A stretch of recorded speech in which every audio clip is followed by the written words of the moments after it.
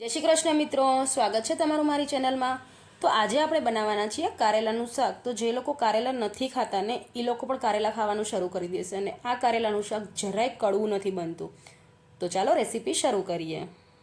અહીંયા સૌથી પહેલાં આપણે આદુ મરચાં અને લસણની પેસ્ટ બનાવી લઈશું। તો એના માટે મેં અહીંયા 2 લીલા મરચાં, 6 થી 7 લસણની કળીને આદુનો કટકો આવી રીતે મિક્સી જારમાં એડ કરીને એની આપણે પેસ્ટ બનાવી લઈશું। તો અહીંયા મેં 500 ગ્રામ જેટલા કારેલા લીધા છે। કારેલાને આપણે છોલીને અને બીવાળો ભાગ કાઢીને આવી રીતે કટ કરી લેવાના છે અને વ્યવસ્થિત ધોઈ લેવાના છે।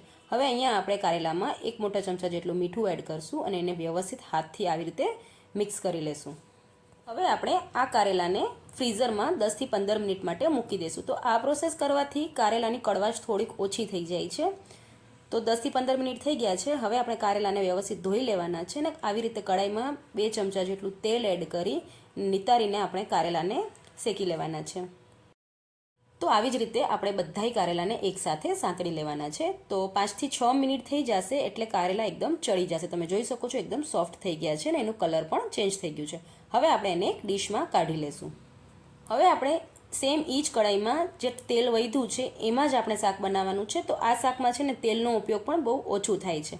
તો સેમ તેલમાં આપણે અડધી ચમચી જેટલી રાઈ, અડધી ચમચી જેટલું આપણે એમાં જીરું એડ કરશું અને આપણે જે આદુ મરચાં લસણની પેસ્ટ બનાવી હતી એ આપણે એમાં એડ કરીને એને વ્યવસ્થિત સાંતળી લેશું। તો હવે આપણે એમાં એક મીડિયમ સાઇઝની ડુંગળી એડ કરશું। તો ડુંગળીને મેં એકદમ ઝીણી સમારી લીધી છે। એ ડુંગળી આપણે એમાં એડ કરી લેવાની છે ને એને પણ વ્યવસ્થિત સાંતળી લેવાની છે। ડુંગળી સંતળાઈ જાય એટલે આપણે એમાં ટમેટાં અને મસાલા એડ કરશું। તો અહીંયા મેં 3 મીડિયમ સાઇઝના ટમેટાં લીધા છે। એ ટમેટાં આપણે એમાં એડ કરી લેશું અને આપણે એમાં સાવ થોડુંક જ મીઠું એડ કરશું કેમ કે આપણે પહેલાંથી જ કારેલામાં મીઠું એડ કર્યું હતું। તો આપણે અત્યારે ટમેટા ડુંગળીના ભાગનું જ મીઠું એડ કરવાનું છે। આપણે એમાં અડધી ચમચી જેટલી હળદર, અડધી ચમચી જેટલું લાલ મરચું પાવડર, 1 ચમચી જેટલું ધાણા જીરું પાવડર અને અડધી ચમચી જેટલું ગરમ મસાલો એડ કરીને અને વ્યવસ્થિત મિક્સ કરી લેશું। હવે આપણે આમાં સાવ થોડુંક એટલે કે જરાક થોડુંક જ પાણી એડ કરીને ઢાંકણ ઢાંકીને 5 મિનિટ સુધી ટમેટા સોફ્ટ થઈ જાય ત્યાં સુધી આપણે એને ચડવા દેવાના છે। તો 5 મિનિટ થઈ ગઈ છે ને તમે જોઈ શકો છો ટમેટા એકદમ ચડી ગયા છે અને શાકમાં ઉપર તેલ પણ આવી ગયું છે। હવે આપણે આમાં ગોળ એડ કરવાનું છે। તો અહીંયા મેં 2 ચમચી જેટલું ગોળ અને અડધું લીંબુનો રસ લીધો છે એ આપણે એમાં એડ કરી લેવાનું છે। આપણે બાળકોને એવું કહીએ ને કે કારેલાનું શાક બનાવ્યું છે એટલે એ લોકોનું મોઢું ચડી જાય કેમ કે કારેલાનું શાક તો એ લોકોને ખાવું જ ન હોય।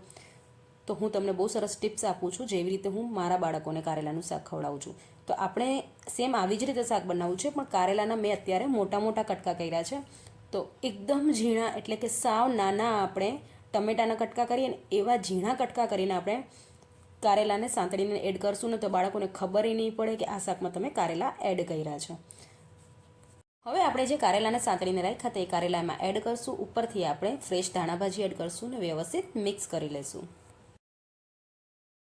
તો આ કારેલાનું શાક તમે રોટલી, પરાઠા કે પછી રાઈસ સાથે પણ સર્વ કરી શકો છો। બહુ જ સરસ અને બહુ જ ટેસ્ટી બને છે અને જરાય કડવું નથી બનતું। તો એકવારથી જરૂર ટ્રાય કરજો। અને જો તમને મારી આ રેસીપી ગમી હોય તો વિડીયોને લાઇક અને શેર કરી લેજો।